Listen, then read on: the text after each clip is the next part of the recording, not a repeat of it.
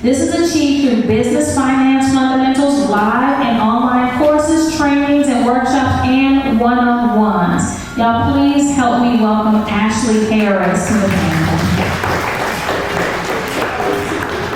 Next I have Miss Lily N. Kinshore. Lily is the principal of her own law firm, Lily N. Kinshore PC. She educates individuals, families, and business owners on estate and business planning concepts. As an attorney and engaging speaker, she helps clients address their vision and devise appropriate tax-efficient strategies that meet personal and business goals. She is uniquely skilled in removing complexity so her clients can take control of their personal and business objectives. Y'all please welcome Lily. Next we have Carla Bisson. She is the founder of the Bisson Art Gallery here in Houston, Texas. In 2013, she founded the Bisson Art Gallery in the historic Warehouse District of downtown Houston, Texas. While working for Merrill Lynch, she decided it was time to follow her passion and open an art gallery to showcase the talented artists that may not have representation from the larger, well-known art galleries.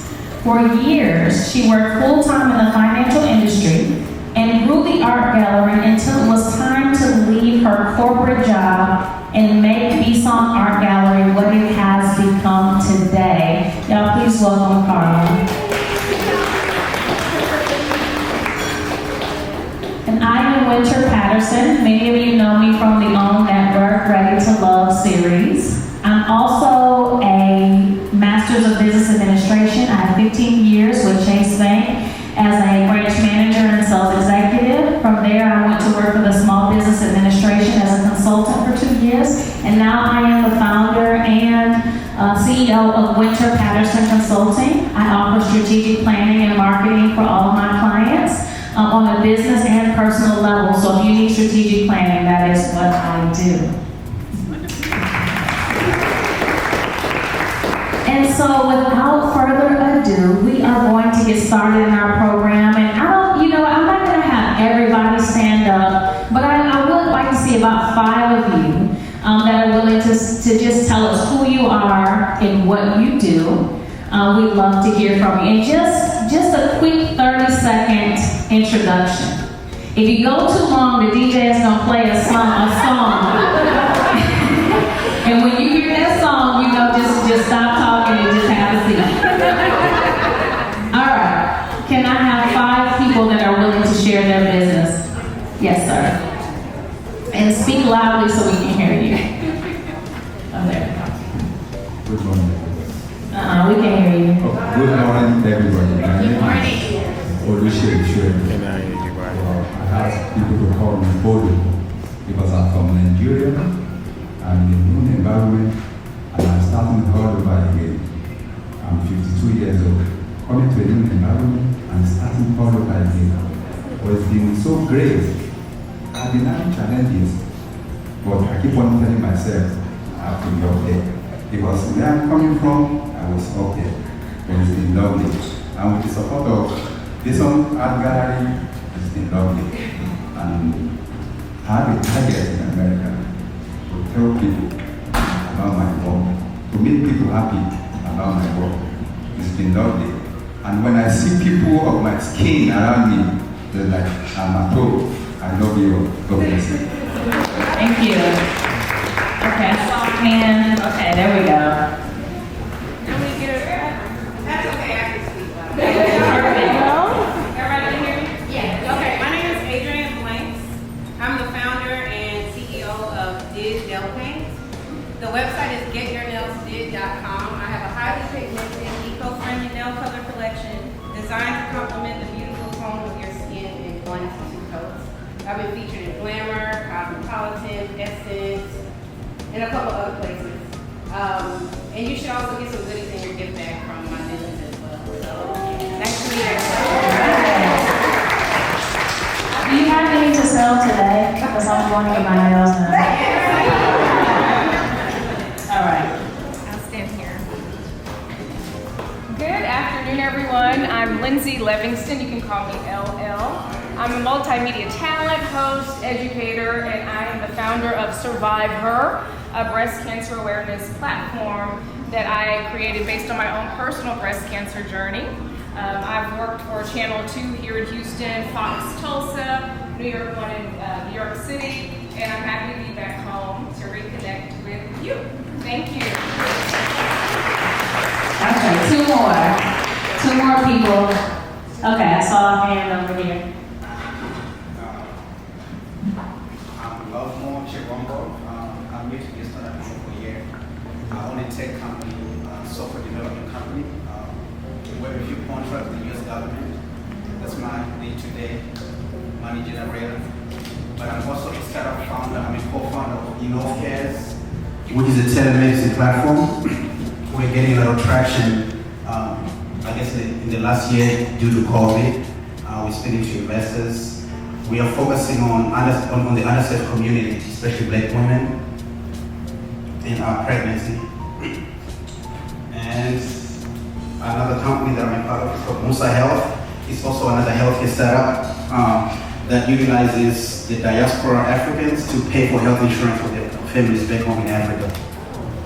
So I'm kind of like just a tech guy that you may need.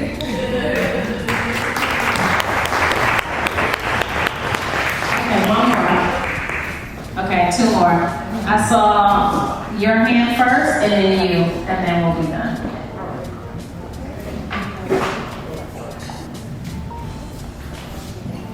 Hi there, everybody. I'm Teresa Staley. I have a gallery here at the Silos right nearby at number 215 Art Machine Gallery.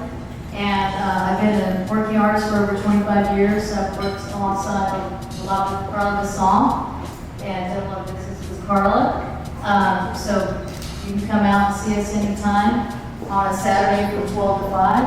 I also have had a business doing mural and faux finishes for many years, and recently we're about to have events.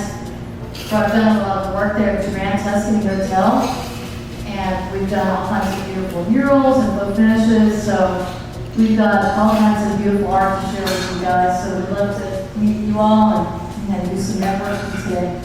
Thank you so much. All right. Okay, thank you. One more. This lady here in the back.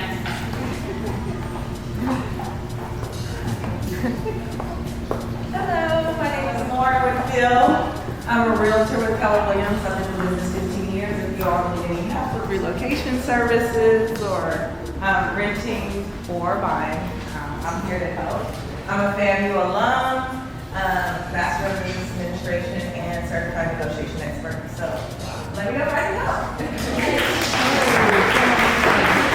Awesome. So before you leave here, all of us on the panel are here for your to just talk and network with and do business with you. So we'd be happy to do that, and also network amongst each other because you just never know who you might know who needs the person sitting next to you. All right. So let's make sure after we do mingle and share information. So we're going to get started, but before I do that, I do want to recognize this amazing facility that we are in, Trez Art and Wine Bar. Y'all give it a hand, please. This is a very, very classy, Black-owned establishment. And what I do love about this place is they really, really do give you a standard of excellence. I've been to a lot of places in the city that, you know, talk about we're Black-owned, we're good, but the quality isn't there, and that quality is absolutely here every single time. I've never came and not gotten a great experience and had a great meal. So y'all make sure that you're here and you're supporting them every chance you get. And Chantel, there she is. Y'all give her a hand. She don't like being she don't like when I call her out. All right, we have compiled some questions that a lot of entrepreneurs may be thinking about. And while you're there in your seats, if you have 1 or 2 questions at the end, please be thinking of those, and we can add those to what we have here and get your questions answered. So the first question, I'm going to go to you, Ashley. Because we just came through what was a very unexpected and devastating winter storm here. And it caused a lot of people, a lot of business owners to lose money during that time and cause a lot of people to have to make some very, very serious decisions. So my question is, what information is needed to obtain funding, PPP funding, if I'm a sole proprietor or a single member LLC? Okay, so yes, PPP funding has been the topic starting from last year. And so I'll just go ahead and be brief with the explanation and make sure I give you the information that you need. So some of the changes with PPP, and actually this is a great time for you to apply if you have not yet done it, because for the next 2 weeks through March 9th, you'll be able to apply as a sole proprietor or a single member LLC.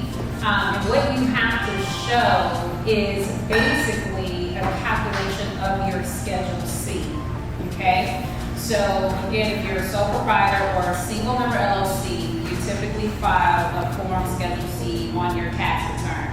Now you have the option of showing your 2019 Schedule C or your 2020 Schedule C. And you're probably thinking, well, I haven't even got started with my 2020 tax preparation yet. But what they at least want to see is that the form is completed. It may not necessarily, necessarily has to be filed, right? Because you're going to certify, hey, I'm going to file my Schedule C on my 1040 tax return.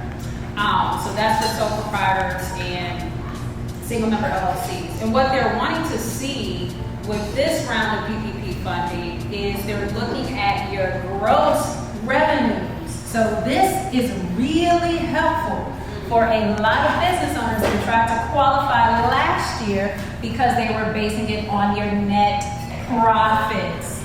Okay, so a lot of people got disqualified because they were showing net losses. So with the changes that just recently took place this week, on this Monday, which went into effect on Wednesday, you can now use your gross revenues, okay?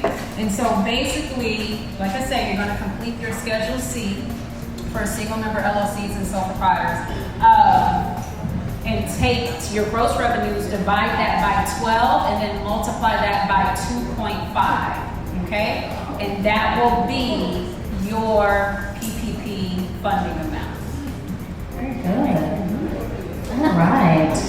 I have a question for Ms. Lily. So a lot of us, we've seen, a lot of things happen with COVID. We've seen, unfortunate, we've lost people that we cared about with this pandemic. For me, it made me put things in perspective that life, could end at any time, right?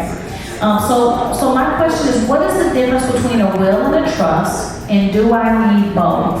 Okay, all right, that's a good question. So, the will and the trust are both estate planning documents that really control how your assets pass on, right? I always encourage people to remember, everything you own will eventually be owned by somebody else, period, right? I'm the type of person that breaks for like yard sales and estate sales. That's because they didn't have enough money to pay their bills, and now they have to sell off all their pretty shiny things to someone like me who randomly walked through the neighborhood, right? I don't want you all to be in that situation. So the will and the trust says, this is who I am, this is the person that I trust to follow my instructions, and this is what I want that person to do. They can't just come up with their own, random ideas at the end of the day. They are tasked with following your instructions. So the will is essentially saying, give everything away to these people, period. There's no control, there's no access. It's just like, okay, I want to give Winter 10 grand, and I name this Ashley as my executor. Ashley's job is to make sure that Miss Winter gets the 10 grand, and that's it. We're done here. But if I say, she got a shoe habit, I don't want her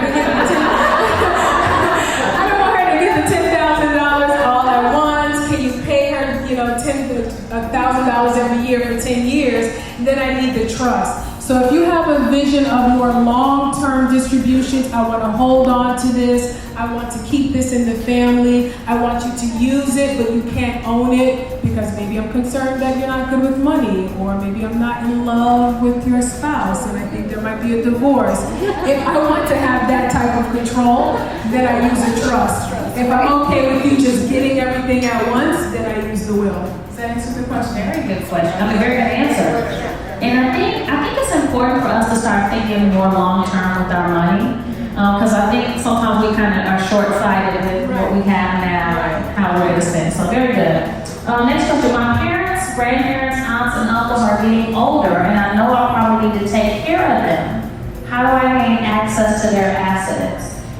Okay, so I've had to deal with this with my own parents, who are very stubborn. I told them that I needed to have access to their assets, and my mother literally thought I wanted to push her down a flight of stairs. Relax. There's nothing in this house that I want, right? So what you really need is two emergency documents. You want a power of attorney, and you want a healthcare proxy.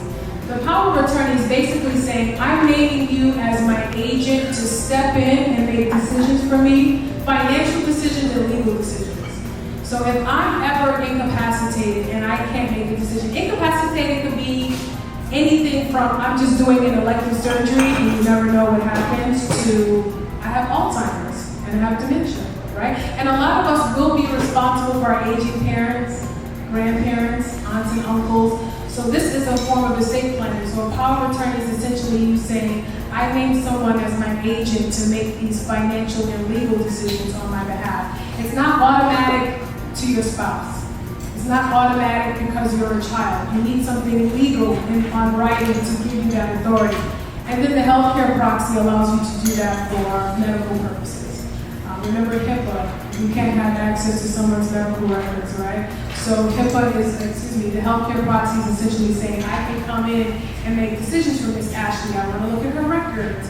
I want to see if this is the right surgery or if this is the right medicine, things of that nature. So healthcare proxy and power of attorney are the two what I call emergency documents that allow you to help your parents, help your spouse, help your children. Some of us have children in college. Well, once they're 18, you can't have access to them, you know? Just like you can't see their grades, you can't go in and have access to their records. So you want those two documents to make decisions for your loved ones.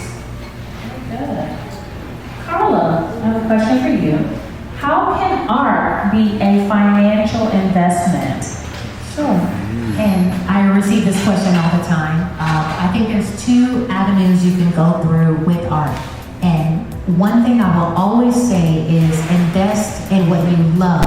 Because many professionals, someone will say, I don't know much about art. I don't have time to do the research. I'm going to get an art consultant. And they're just going to let me know, you need to buy this because in so many years it's going to, gain value. And if you don't love the piece, then you're still having that in your home and you're looking at it and it's like, this professional told me it's going to be great. And I'm looking at it and I hate it. So I always say, always invest in what you love. Me personally, I am investing in emerging artists.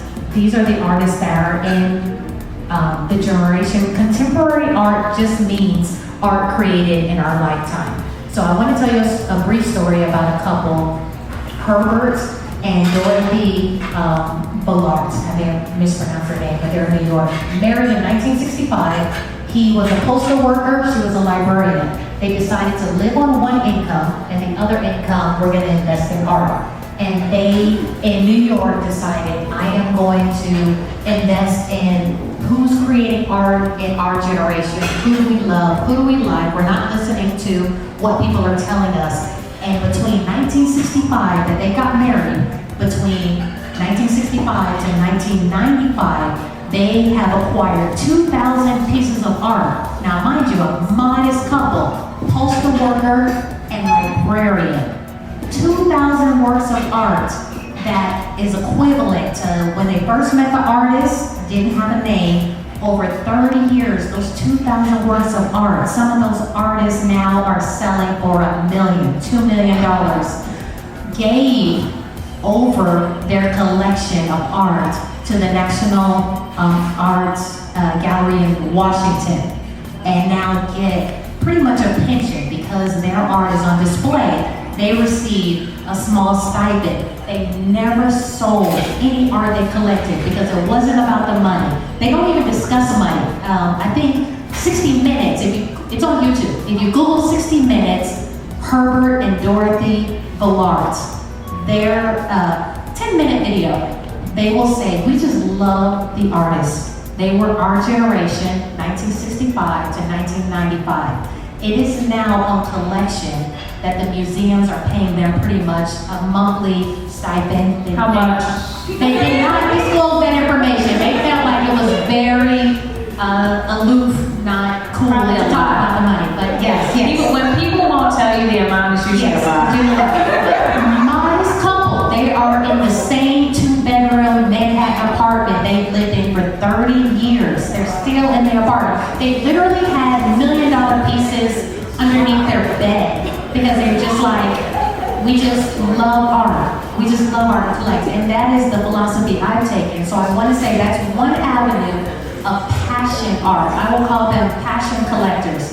They were the artists of their generations that are now, maybe at the time, the pieces were very minimal because it was not well known, but 30 years later, those particular artists are now selling for multi-million dollars. And they, gave over that collection, and they will never tell how much they bought it for. Probably pennies on the dollar. Pennies on the dollar. Because they just they're able to live off of it now. Right, able to live off of that. So I will just say that's one avenue of what we show here are living artists, contemporary artists are living artists. So you will come in here and you will see artists that are alive today creating what's in this generation, what you love, what you agree with. It's okay to not buy art that doesn't match your home decor because you just connect with it and you just really, really love it. And then on the second avenue, because I'll say it's a little bit of a fork in the road, there's another avenue similar to stocks. There's a website called masterworks.io. Masterworks.io that you can, similar to purchasing stocks in a company, you can be a 1% owner of a $30 million Basquiat piece. Because I think it's $1,000 minimum. I think that's the minimum. And I like that they invite you to be a part of that site because that makes me feel good. You request to be a part of it. You want to diversify your portfolio. You may have your stocks, real estate, and now you want to invest in art. Not only art you own, I personally can't afford $100 million piece of art that's a Pollock. I can't afford right now a Monet. But I can be a 0.01% owner of, a masterpiece that I invest in, just like I invest in Apple, just like I invest in ExxonMobil. And I can say I am, a potential owner that I won't ever have that in my home, but it's just to diversify my portfolio. So that's just two avenues. I encourage you, invest in artists that are alive today, and then you might be interested in masterworks.io, one company. There's multiple ones that have that same business model, but you can, similar to the stock market, be a maybe 0.01% owner of a masterpiece. Which will pay you dividends. Which will pay you dividends. Okay, all right. Yes. And, it's Another of the money. in art, we won't say that because those artists we're sensitive. But I was just saying that I definitely will say I enjoy being able to be a part owner of a piece that I personally can afford. One day maybe I can outright own a Basquiat or a Pollock or something like that. But right now I don't have $100 million to purchase that type of a piece. Okay, yeah, one day. Very good. Okay. This question is for Ashley. Is QuickBooks the best software for me to use to track my business income and expenses? Okay, so yeah, I get that quite often. There's so many softwares, cloud-based accounting, online accounting softwares out there today. Probably more than I've seen in all my years of being in the field. But I will say this when it comes to softwares like QuickBooks and Wave Apps and Patriot and Xero and Zoho Accounting and FreshBooks, and there's so many, I can keep going on and on and on and on and on. But here's the thing, depending on what phase of business or what stage of business you are in, what I've been seeing is that a lot of business owners will just go and sign up for QuickBooks without really understanding how the software works, right? And when you don't really understand how the software works, and I should probably more so say, more importantly, when you don't really understand the fundamentals or the basics of the bookkeeping and accounting, you tend to just set everything up, but then don't go back to it because you're like, okay, I don't know what I'm doing now. And so you find yourself spending, money on a software that you're not utilizing correctly, okay? So in the beginning stages of your business, I would always suggest utilizing a spreadsheet. If you're not heavily transaction based, okay? Now, as you see your business, it's growing, it's picking up, and you want to streamline it, a little bit more streamline your bookkeeping, your money management, then you can utilize, QuickBooks. But make sure that you get the training, that you need on how to utilize it the best way for your business. And that is actually something that I assist business owners with, is making sure that they're setting up their systems the right way and also training them on how to utilize it. But I would say QuickBooks is the most well-known one that is out there, and I do utilize it for my clients. My clients, they utilize QuickBooks.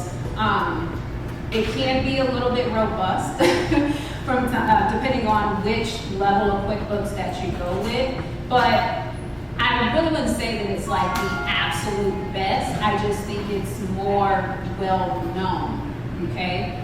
There are some other softwares that are a little bit more simplified, I believe, to the startup or new business owner or someone that's growing in their business. And then you also have to look at, too, do I have inventory that I have to manage? If you're a product-based or retail-based business. So QuickBooks may not be the best software for you. Even though they can do some item tracking, you may need to go with a software that can also help you with managing, your product costing. Okay, so it just depends. Like I say, QuickBooks is more well known. I wouldn't necessarily say it's the best, but it is a start. Can you name some of those more simplified versions? So some other simplified softwares, one that I recommend, definitely for service-based business owners, is called Patriot. That's Patriot. I like it because it's really simplified. From an invoicing standpoint, from a bookkeeping standpoint. Another one would be Wave Accounting. That's another one. One thing I will say about Wave is it also allows you to track your personal finances too. So you can kind of keep the two separate. So you can do personal finances in Wave as well as your business finances in Wave apps. And then the last one I would say is more simplified is also FreshBooks. Yeah, FreshBooks is another simplified.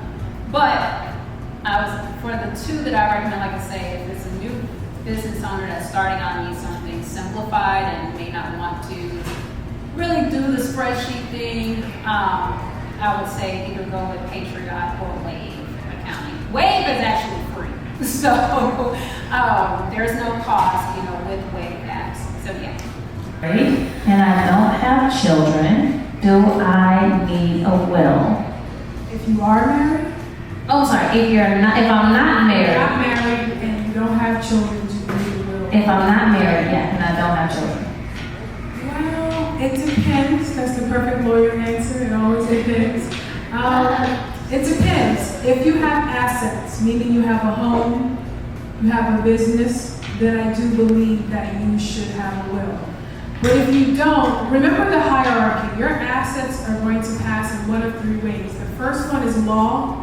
The second one is contract. The third is will. So all assets will either pass by operation of law, operation of contract, or operation of will. Law typically is your real estate property.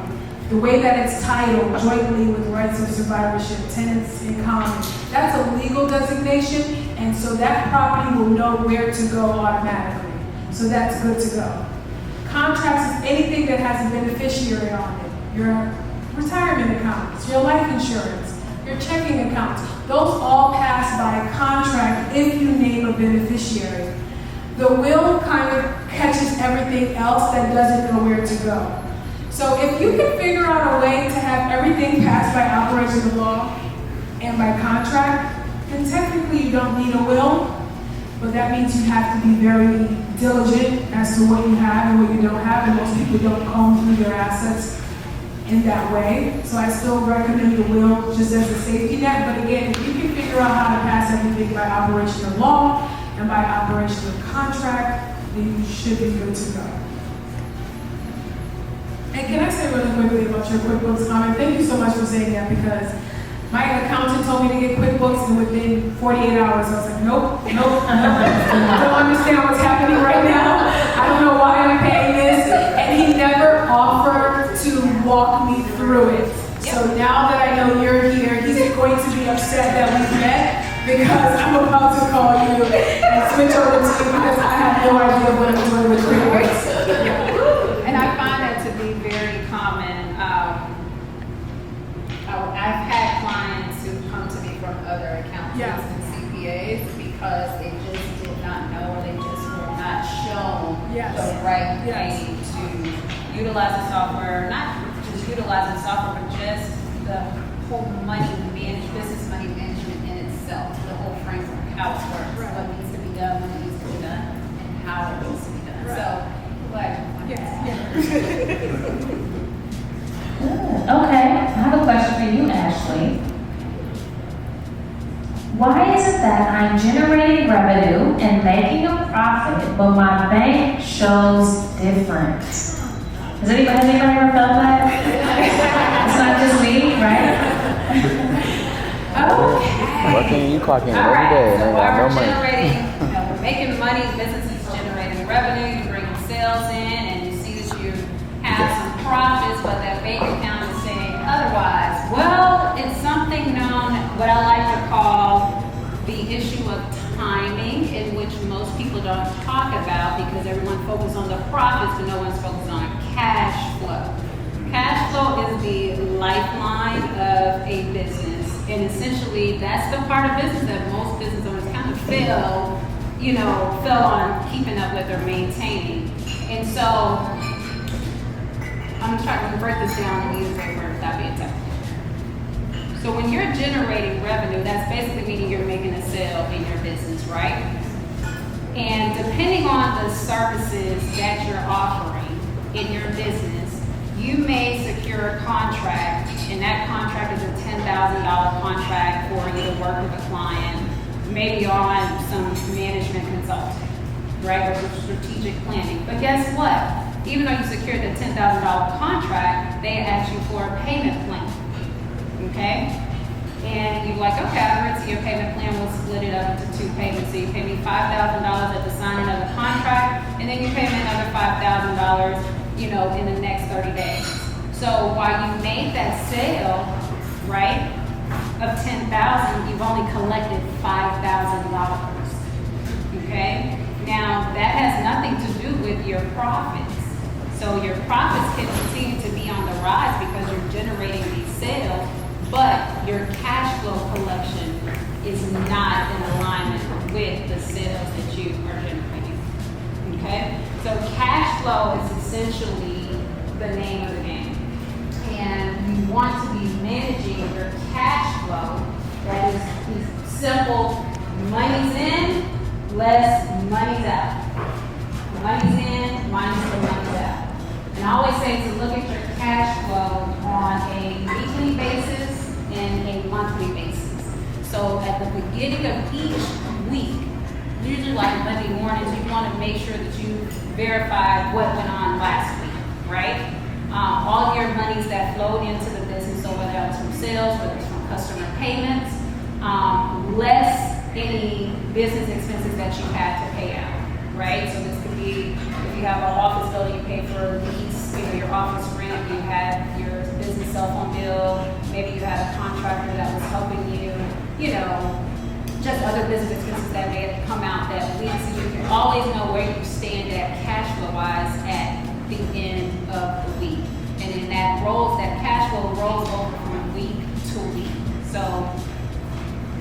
why a business can be profit rich and cash flow poor, because you're not focusing on the money's in, managing the money's coming in and the money's going out. So. Very good. This question is for Carla. Carla, in order to run a successful art gallery, you would have had to understand and do a lot of marketing. Can you tell us about some of the marketing strategies that you've used to get your name out and get people coming to the gallery?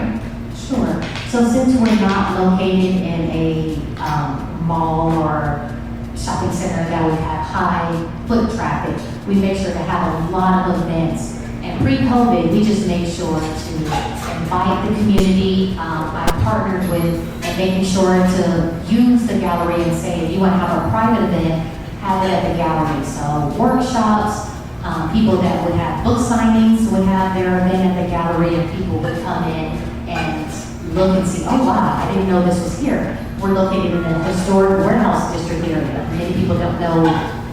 People have told me I've been in Houston my entire life and have never been in the historic warehouse district area, because if you're not invited to come to that area, you wouldn't have come. So I really enjoy meeting people for the first time, coming to that area. Many of our art buyers, a lot of times, are buying their first original piece of art that would have never have maybe felt intimidated to go to the larger galleries because they just don't know the right questions to ask. So at first, I feel like I'm a teacher first, and then second, I'm an art dealer, because I really, truly enjoy letting the community know about the art that is amazing here in Houston, the art buying process, and hopefully taking away a little bit of that intimidation. Social media, of course, is a great strategy.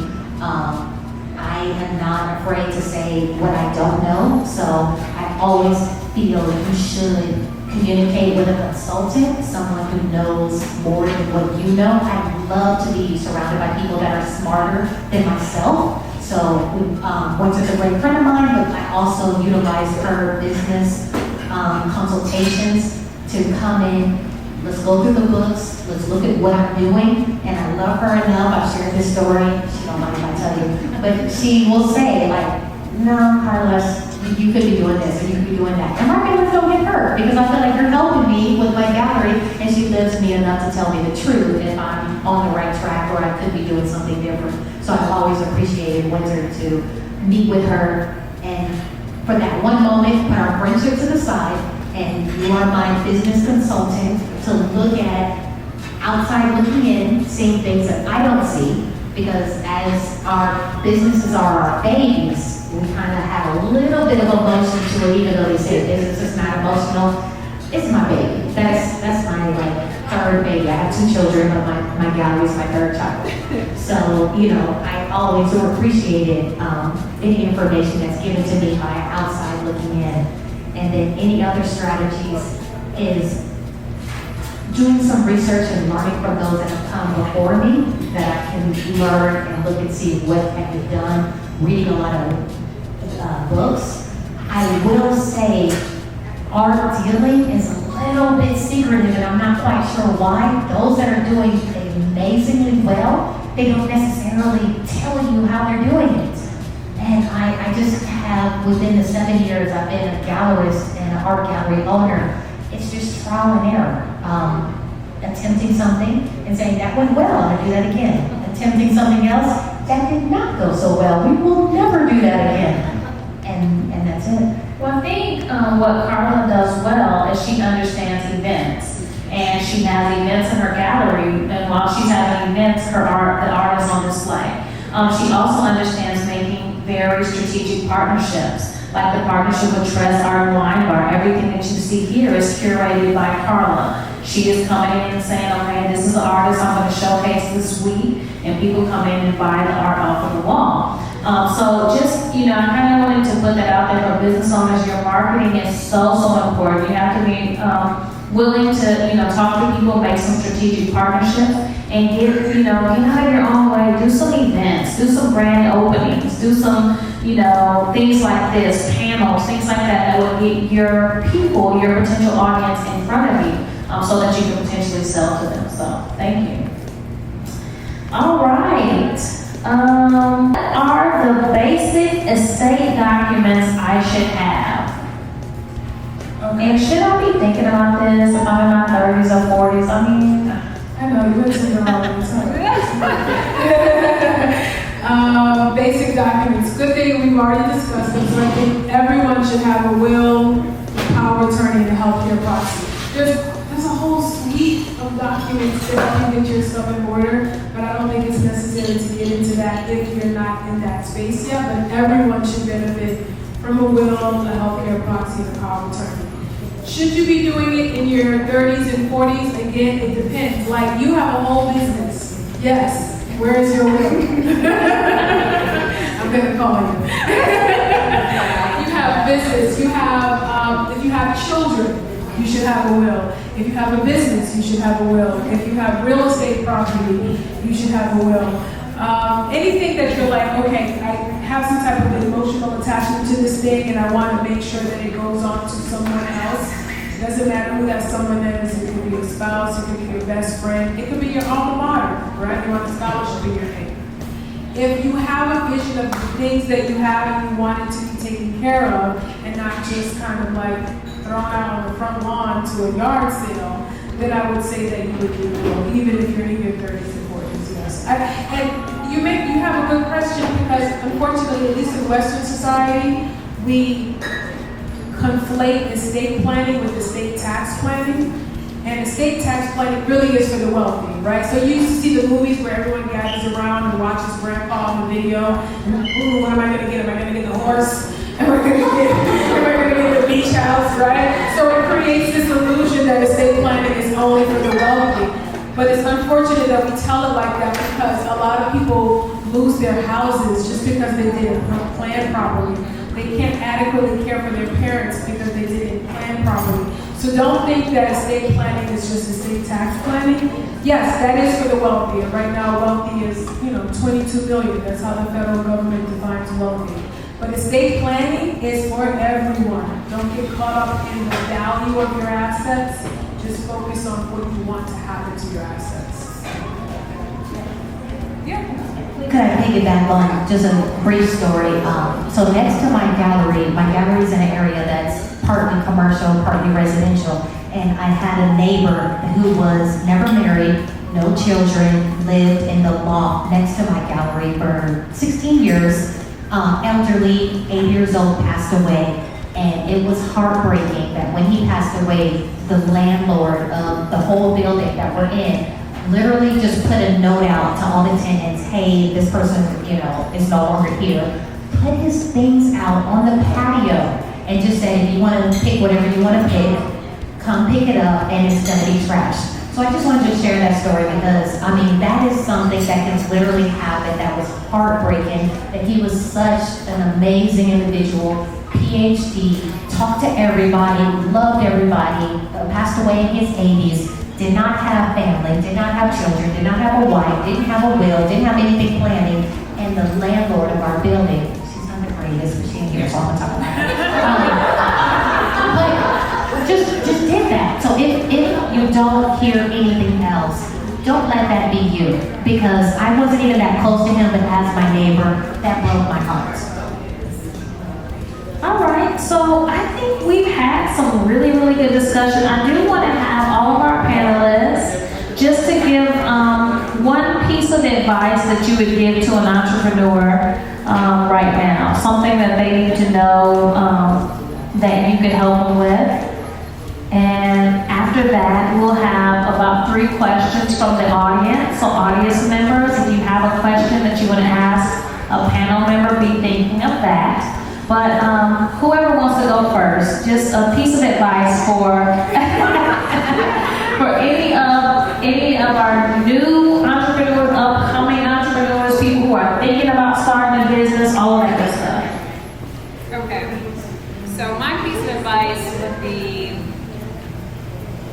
always be planning, especially when it comes to your business. And I'm more so speaking of planning from the standpoint of planning your money and planning your taxes. I feel like as entrepreneurs and business owners, we don't do enough tax planning.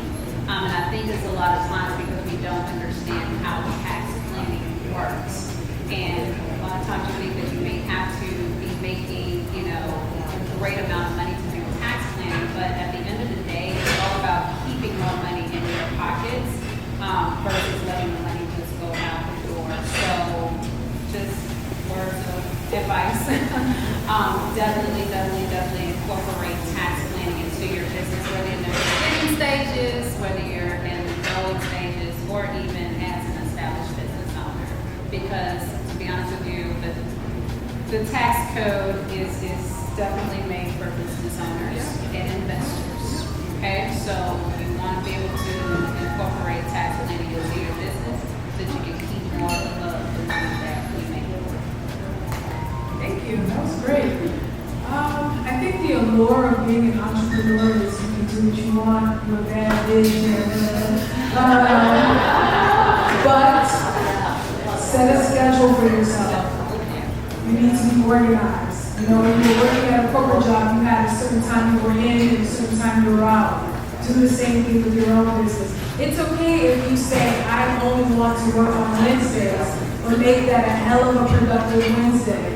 Don't just think I'm an entrepreneur and I can, sleep in and stay up late as well. Please create a schedule for yourself, because the lack of attention to detail will do you in. For the people in the back, the lack of attention to detail will do you in. So please create a schedule for yourself.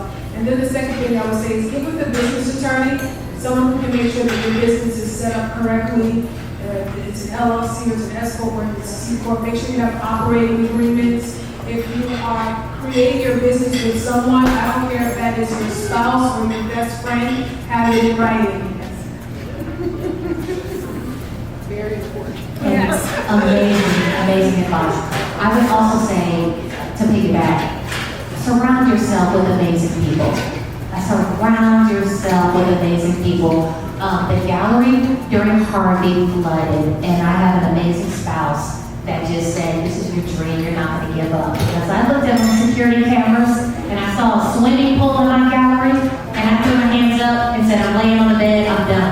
And I mean, how am I going to recover from what's going on? There's a swimming pool, there's 3 feet of water in the gallery, and he said, this is your passion. When we went on our second date, you said you're going to be a gallerist. I'm not going to let you give up. And I said, okay, whatever.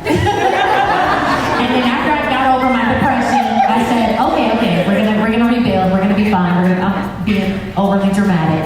But if it's not a spouse, a good friend, a good accountability partner, you come to events like this because even if you don't know your neighbor, it's a like-minded individual that has goals. Starting a business, they're thinking about a business, they have a business, but make new friends. You can be new to a community, but something that you go to similar to this, there's someone next to you that just has a similar mindset. So my goal to you all, we've shared amazing information, but it's extremely hard. I consider myself an A-type personality, and I'm that big. But I have my moments that I'm just like, I'm done. There's a swimming pool in the gallery. I'm done. But you need those girlfriends, you need those spouses, you need those partners to keep pushing you and saying, you're not done. We're gonna get through this. So my advice is surround yourself with good people.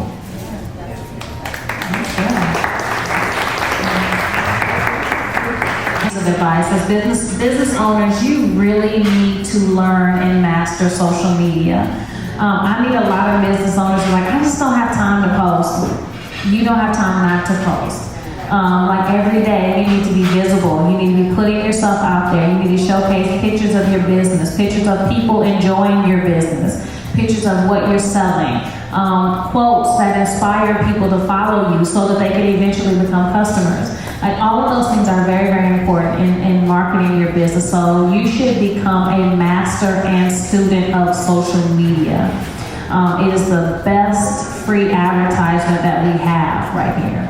And it's not even necessarily free, but it's almost free. Because you do have to invest time and pictures and things of that nature. But it is a very low-cost advertising vehicle that you could be using. So business owners use social media. All right. Any questions? So we can take 2 or 3 really quick questions from the audience. Anybody got a question? Okay, I see one. At what point do you recommend us obtaining some type of financial advisor for our business or an accountant? Because things can get a little bit crazy as you start to balance like your personal finances and your business finances. So what's the right point to get somebody to advise you on how to save and reinvest your money or to reallocate your funds? Reallocate from a personal standpoint or from a business standpoint? From a business standpoint. Okay. Because you're like managing labor and payroll, you have employees, and you do a big lunch, right? So when do you suggest that you consult for it? I would say when you're first starting out in business. Yeah, and I say that because you want to make sure that you have that plan, that you have a plan to work from. And also, if you're not working with one, right now, at least try to meet with an accountant 2 to 3 times per year, accountant or financial professional 2 to 3 times per year. So we can see where you're at, as far as your spending, what is it that you have planned that you actually want to reinvest in, so we can look and see, okay, how can we reallocate your monies that you have on hand to make investments in the business. It's also good when you are getting ready to hire employees too, because that's a whole nother set of, when I say issues within itself, but that's a whole nother realm within itself, because now you're talking payroll taxes, you're talking compliance, you're talking, labor law, so it's a lot that goes on in there. You want to make sure that what you're paying the employees is a comparable salary, but that you're also factoring in all of your costs of bringing on an employee. Because a lot of times business owners, you just look at the salary, but then you got to factor in, hey, what is my burden cost for this employee? Like what is it costing me if I have to provide certain softwares, hardwares, of course, like I say, your portion of payroll taxes that has to be allocated to the employee. So it tends to become a lot, like you're saying. You want to make sure that you're not going over, your budget, so that you can have the funds to allocate to other investments and continue to build and grow your business. So that makes sense. Yes. Okay. So basically, from the start, Yeah. you should be meeting with an accountant at least 2 or 3 times a year. Yeah. Yeah, if you're not working with one already, on a retainer basis. Yeah. Month to month. Any other questions? I don't know if it's a dumb question, but I'm just asking. If you have like a side hustle that you're starting off, like let's say your house, and you want to go with it, what documentation do you get necessarily? I know you mentioned Lily I don't know if you said C Corp or like LLC, but what do you get? Is LLC like the highest thing you need, or like what do you get to start off to go legal? Right, great question. So the first thing is incorporate your business in whatever state you're located. So you're in Texas.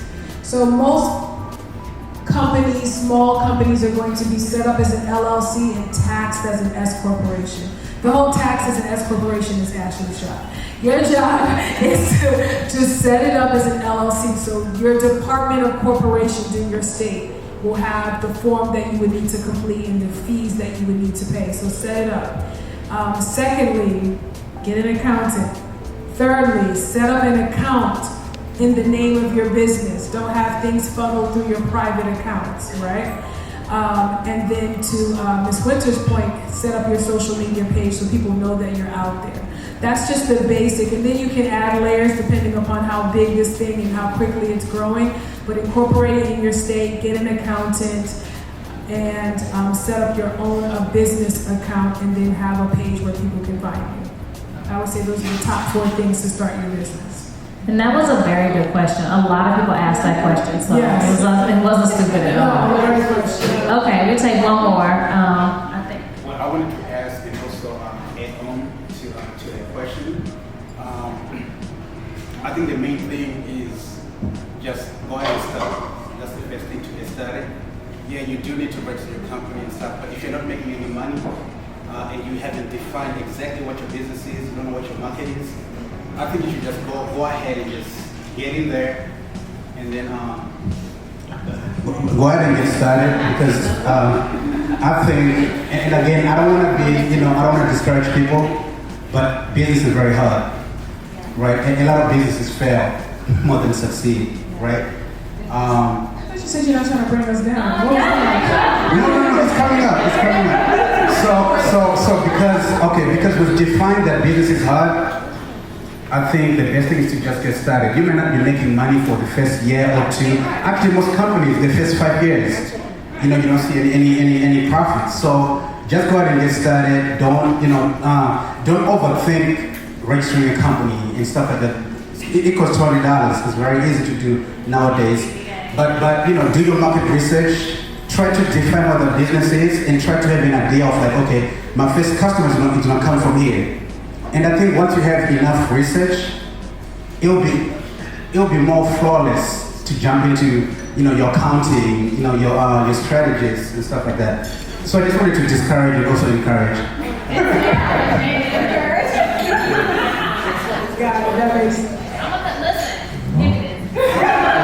If you come with that negativity, I'm coming to take the microphone. Just letting you know.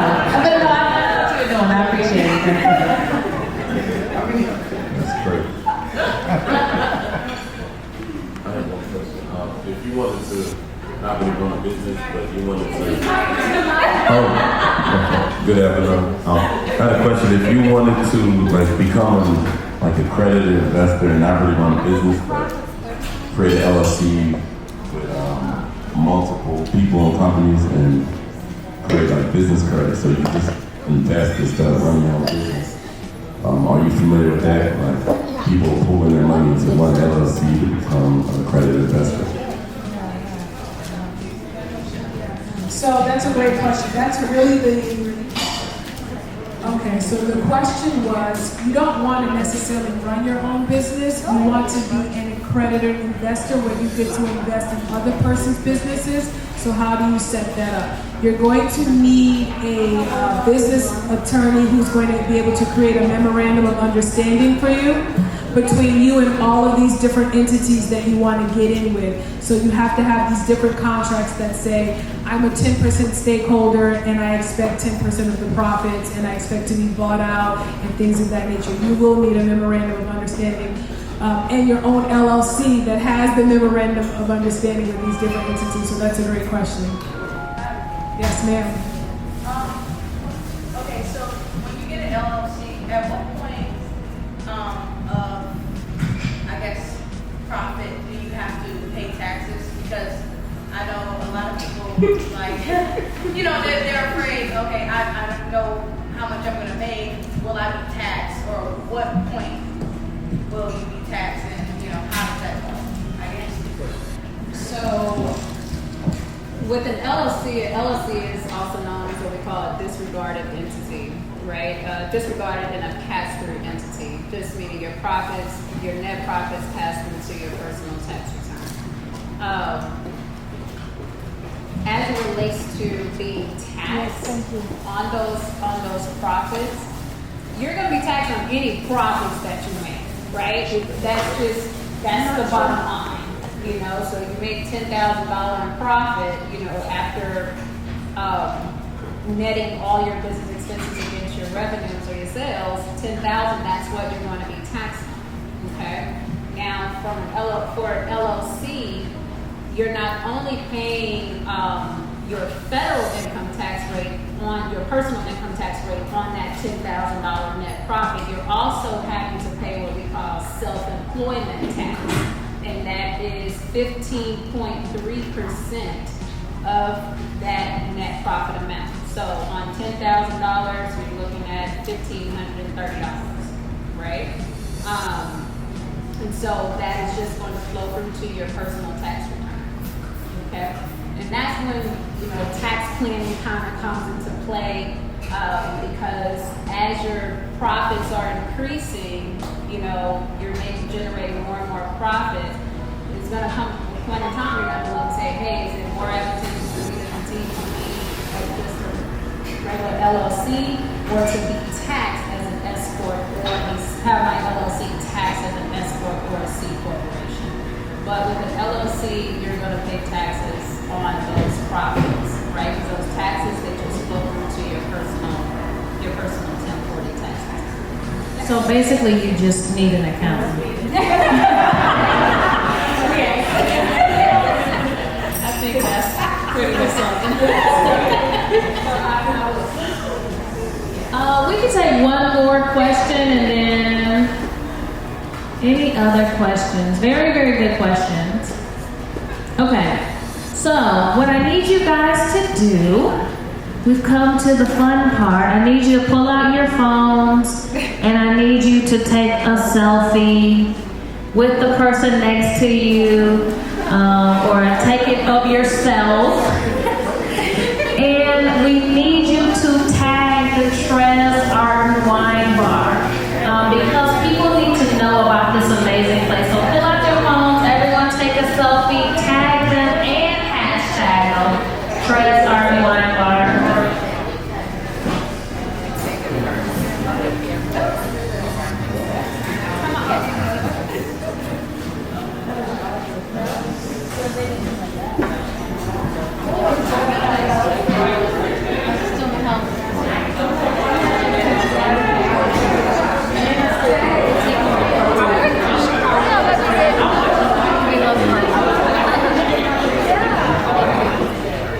I got it. Alright. And make sure, and there's one other thing that I need you guys to do.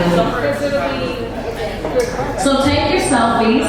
But I really, we all appreciate the Trez Art and Wine Bar. If you can, go on Yelp and leave a positive review. If you enjoyed the food, you enjoyed the atmosphere, you enjoyed the mimosa, make sure you go to Yelp and leave a review. Can y'all hear me? I know y'all posing, but can y'all hear me?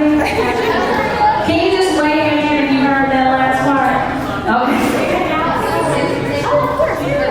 All right. Now we're gonna have a whole networking thing at the end, so just hang tight. 1 second. It's literally 1 minute. Carla, come on back. Come on back. Literally 2 minutes. Okay. All right. So we want to thank you. Please, again, remember to go on Yelp and leave Trez Art and Wine Bar a positive review. We have enjoyed this time with you. If you enjoyed yourself, please give this panel a round of applause, please. And now I'm going to turn it over to the person who is responsible for this amazing event. George, he wants to have some fun. So thank you so much for putting this event together. Thank you so much, Winter. Let's give it a round of applause for the panelists. My name is George Sancias. I am from New York.